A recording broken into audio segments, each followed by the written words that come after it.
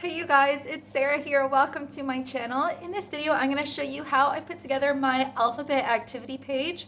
I've already done a video like this about a year ago, but I'm going to do it again just because it's been a while. I've had some requests to make this one, and I'm going to make a bunch for an upcoming craft show that I have. So what it is it has every letter of the alphabet on it, and they stay attached to the page with Velcro.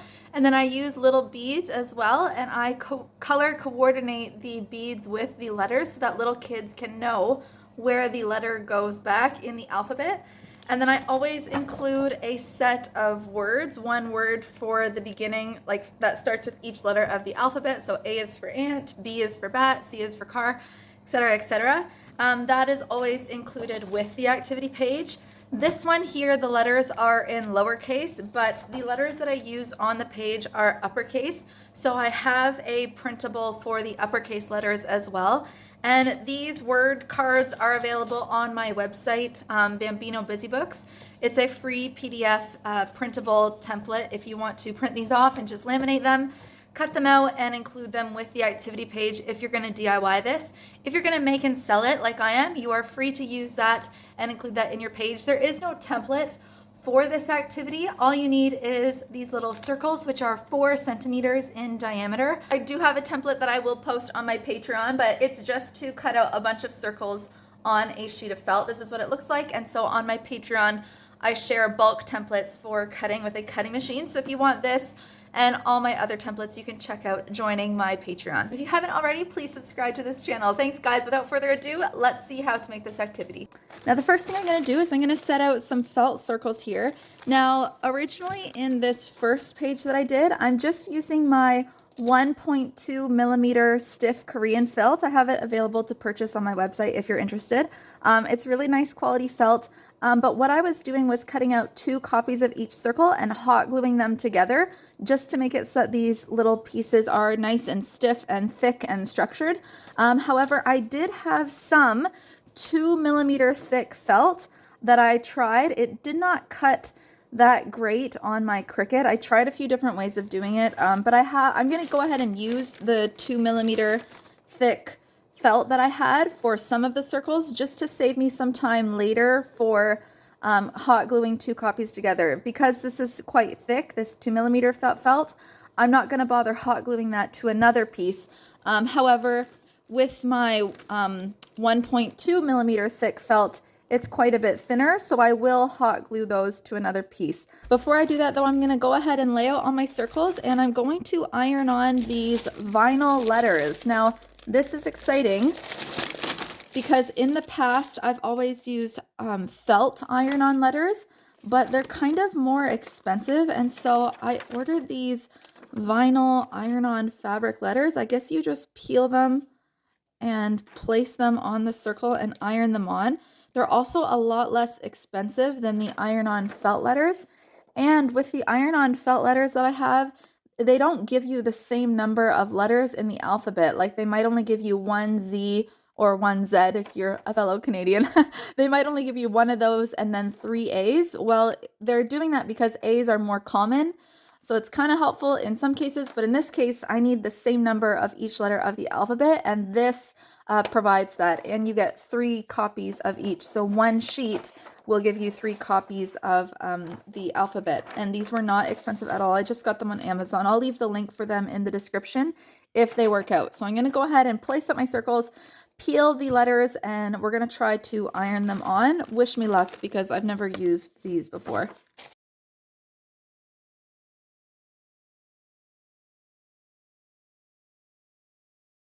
Okay, I just ironed on the A and it is definitely on there, but it almost seems like kind of sticky on the iron. I think I maybe need a piece of like parchment paper or something to put over top of this. I don't know. I'm embarrassed. Probably you guys know this better than me, but I feel like maybe I'm not supposed to iron directly on it because look, it's just sticking to the iron. Oh, that's hot. It's kind of sticky, but it's definitely staying on there. Okay, let me try a piece of parchment paper. Oh, because yeah, look at my iron. The letter A like outlined on my iron right there. Okay, that's not good. Let's try it with parchment paper. Hopefully that works better.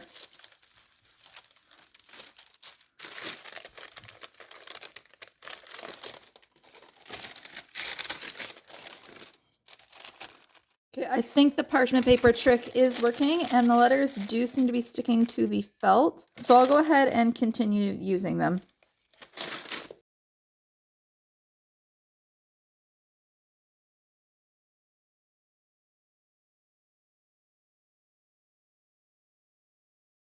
Definitely give this product a 10 out of 10. Those letters are sticking right on there. Just make sure you use the parchment paper. You probably already knew that because you're not a twit like me. I actually knew that. I had learned that before when first learning about Cricuts, but I forgot. But 10 out of 10, these are working really well. If you get the felt iron-on letters, you can iron directly on them. But yeah, these seem to work great. Hopefully they stay stuck on there for a long, long time. Next thing I'm gonna do is I'm gonna just hot glue a second layer of my circles onto the circles that are using the 1.2 millimeter felt. I'm just gonna hot glue those on the back for just my yellow and green ones. For my red and orange and blue ones, those ones are 2 millimeter thick. So I'm not gonna bother gluing another layer onto those. Okay, those letters are all done for now. I'm going to move them and my ironing mat away to the side for now, and I'm going to bring out 2 sheets of felt. I'm using my blue felt with white polka dots. This is, again, my Korean 1.2 millimeter felt. I also have this available to purchase on my website. So I just cut out 2 8-inch by 8-inch squares, or 20 centimeter by 20 centimeter squares. And I actually have these rolls of Velcro strips. And I meant to buy the ones that are not self-adhesive because I was going to sew them onto the page. However, I guess I accidentally ordered ones that are self-adhesive. That is totally okay though. It just means that you can't sew them on because the backing is very sticky and it's really strong. And so when the needle goes through that, it does not end well. So instead of sewing these on, I'm going to just cut out some strips and I'm going to hot glue them on. The hot glue sticks really well to the felt, and it sticks really well to the like self-adhesive sticky backing that's on these strips. If you buy the Velcro strips that are not self-adhesive, do not hot glue them on. If they are not self-adhesive, their backs will be very like smooth and flat, and the hot glue does not stick to it at all. So you have to sew those on. I'm going to go ahead and hot glue these on. I'm going to hot glue them on in these spots. So one strip at the top, one strip kind of a little below that, and one strip a little below that, making sure that I leave room to put these beads below each set. And then I'm going to do the same on the other page as well.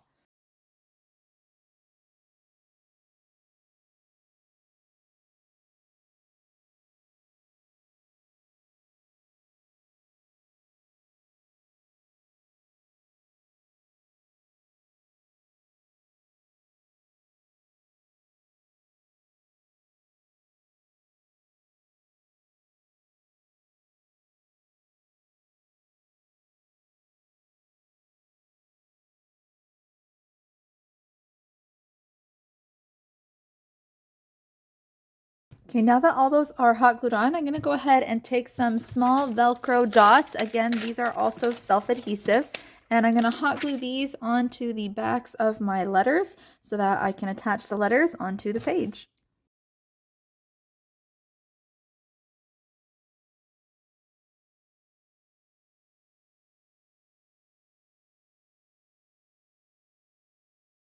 I've got all those Velcro dots hot glued on there. I'm just going to put them in place.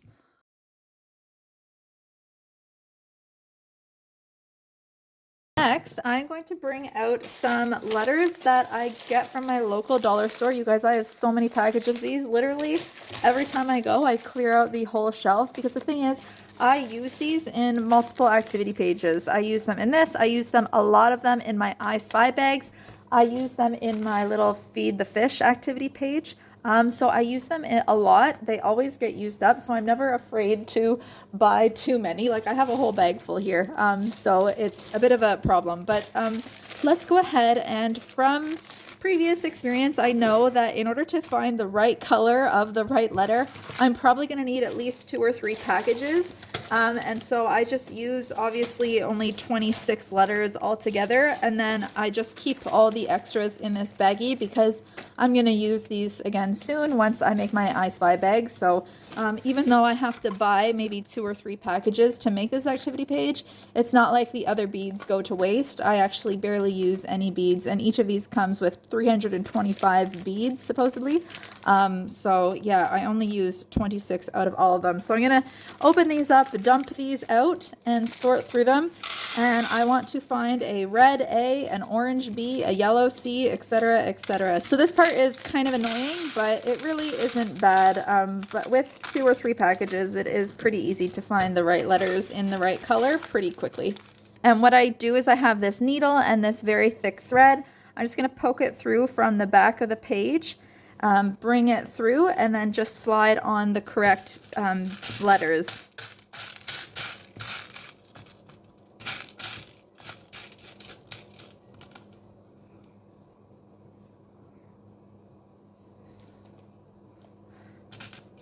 Okay, so I just found the red A. There's an orange B. Then we need a yellow C, yellow C, yellow C. Oh, here's the yellow C. A green D.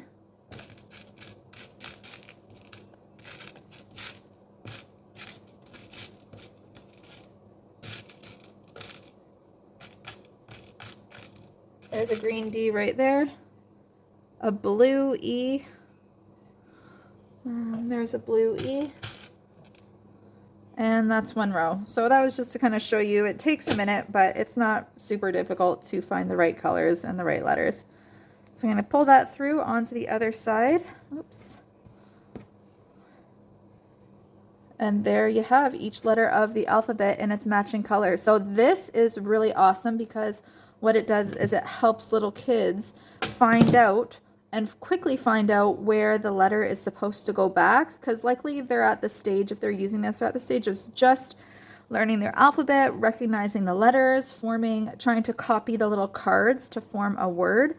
And so having the color coordinated letters on the page for them to find where it goes is going to be super helpful. So I'm just going to tie that triple knot at the back and then go on to the next row.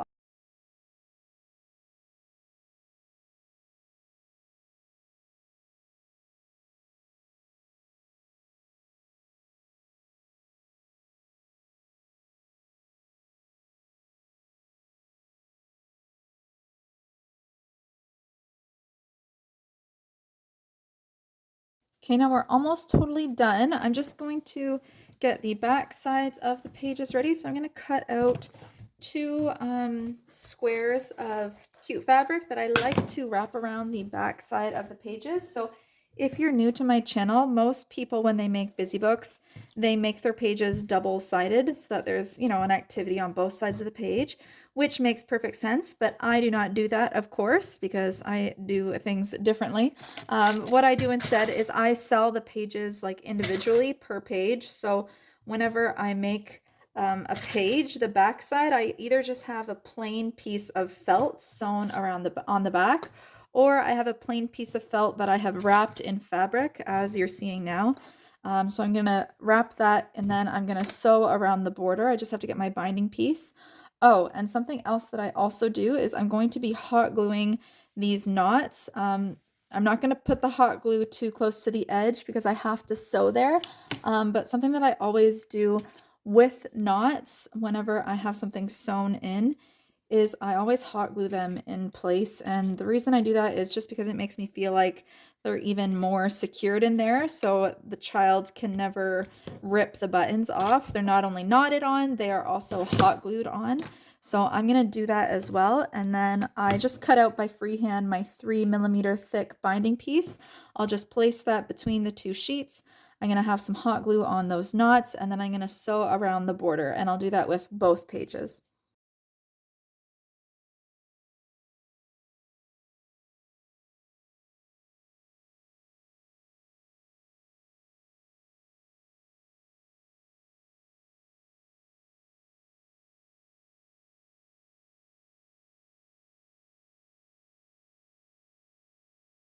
Okay, the last thing I'm doing here is I'm just using my heavy duty hole punch to hole punch 2 holes into the binding piece. And then I'm going to grab 2 binder rings, and I'm going to use those binder rings to connect the pages together. Oh shoot, look what I did. I messed this up. I put the binding pieces on the wrong side.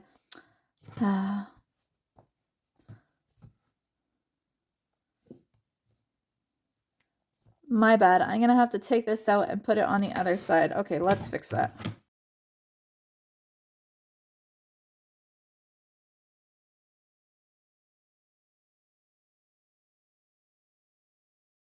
Okay, now the binding piece is on the right side. Now I can go ahead and use my binder rings and connect those 2 pages. And all of this, what you see on camera, took me about 50 minutes. That's 50 minutes if you minus the mistake that I did having to remove that binding piece. Had I done that properly, that would have been about 50 minutes. Now, I had already pre-cut these circles off camera. The circles don't take a lot of time because you cut them in bulk and you cut multiple circles at once on a sheet of felt. So I would maybe add 10 minutes for cutting out those circles if you're using a cutting machine.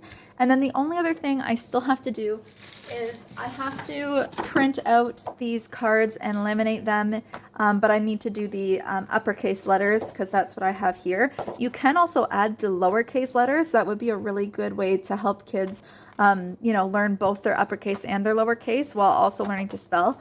Yeah, that's the only other thing I have to do. So I would say this took an hour to do, including the cutting time of the circles. And then if you're also going to do this, that will add the time as well that it takes to cut out maybe a bunch, maybe 4 of these squares at a time. I don't know how I'll do it.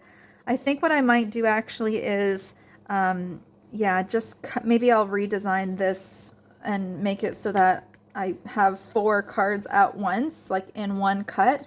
That way I don't have to cut out each individual square.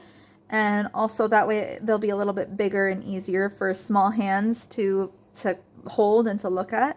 So I might do like 4 or maybe even all 6 in one card. Maybe cut out those 6, cut out those 6, cut out those 3. I'm not sure. Or if you wanted to, you could really just include that whole sheet as it is. Maybe put some hole punches in it and include that with the whole activity. That would save you all that time as well. So about an hour of time to make this page, and the cost in the materials is just under $10. So if you're wanting to make and sell these, that is just to help you with the idea of pricing and the time that it takes. Okay, thanks so much, you guys. I hope you guys enjoyed this, and I will see you in the next video.